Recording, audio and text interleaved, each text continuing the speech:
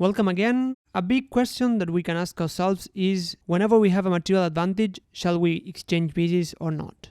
And the general answer will be that it might normally be okay because the extra material that we have will have a larger impact as we have less pieces. But on the other hand, as we'll see, this is not an absolute rule, and we'll also need to evaluate what pieces we'll exchange. So let's study some positions to learn some new ideas. In this position it is black to play, white has an extra pawn, but we still have many pieces on the board, and black decided to keep pieces in order to get counterplay, which is normally a good strategy when being materially down.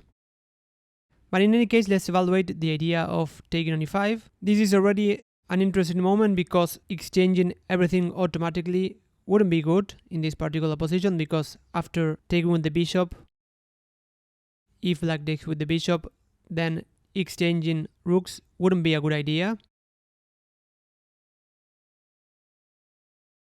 because in the resulting position that we get, black is in time to get this pawn after king to f7, king to f2 and king to e6. This pawn on e5 will fall and black will be perfectly fine. So after knight takes e5, white can take with the pawn, and white still gets an extra pawn, and this is a comfortable position for white. White is pressing, white might try to activate the king, so the main discussion here would be whether this extra pawn is enough to win the game or not. But instead in the game, black decided to play the position being a pawn down by getting counterplay, which is normally a good strategy. So black played the move knight to f6, planning to bring the knight to d5 and attack white's pawns. And after king to f2, knight to d5, rook to e4, defending the pawn, knight to f6, already black is playing actively, attacking the rook. And after rook to e3, knight to d5, rook to b3, white tries to continue the game and not repeat with rook to e4. And again black played aggressively in order to compensate the lack of a pawn and played the move g5. Black is attacking this pawn. White cannot take on g5 because black will simply capture the knight and get a material advantage. And after king to f3, rook to f8, black is already having pressure on f4, so black is already having a decent position. After rook to e4, knight to f6, rook to e2, knight to d5, rook to e4, knight to f6, the players agreed to a draw. And whenever we have less and less pieces on the board, ultimately it will be about analyzing the resulting ending and see if exchanging would lead to a gain or not. So it can become very concrete in these cases. But we can still use our general understanding to see whether a trade is good or not. In this position it is black to play. Black has an extra exchange. Black has a rook for a bishop, so black has a material advantage. Both sides have two pawns, but we have queens on the board, and with queens on the board and more material, there are always ideas to attack, so this position is not trivial at all. Even in this position, white has very concrete threats like queen to f5, attacking the king and the rook. Also queen to h5 check, and then queen to e8 would lead to a perpetual check. So in this position, if we removed the queens from the board, so if black managed to exchange queens, we would get this position that would be much easier for black to play, and this would actually be even pretty easily win for black.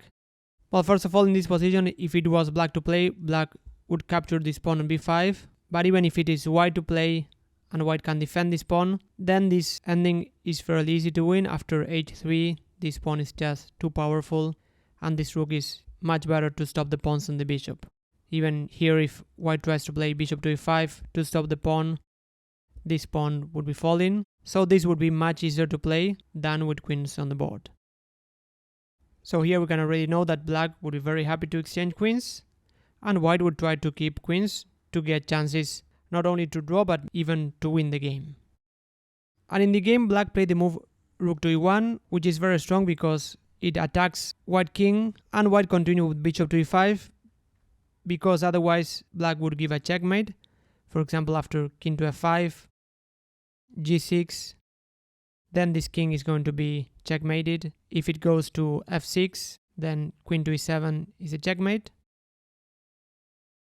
or if the king goes to g5 or g4, then after queen to g3, the king is caught in a mating net. King to f6, queen to f4, white has to give the queen, but after queen takes f5, this is a checkmate. That's why white tried bishop to e5, and here black found a very concrete way to win the game by exchanging pieces and going for a winning pawn ending. So here black is even going for uneven exchanges, but to liquidate this into a very concrete and winning ending. After the move rook takes e5, queen takes. By the way, white already resigned in this position, and the idea is that after exchanging, then this pawn ending is winning for black. After h3, this pawn cannot be stopped. That's why white can try promoting himself. But after h2, b7, both sides promote. But here black gets this check that will win the queen after the king moves.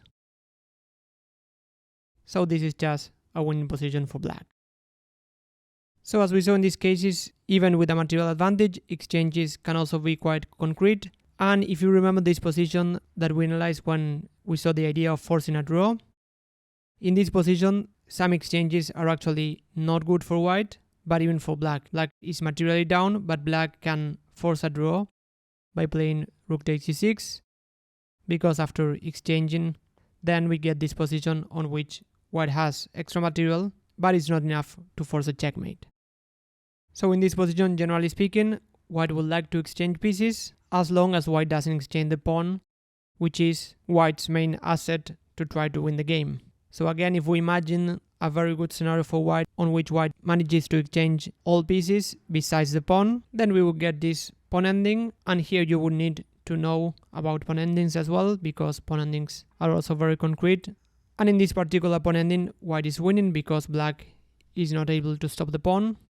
After king to f8, king to f6, king to g8, g7, this pawn is going to promote after king to h7 and king to f7.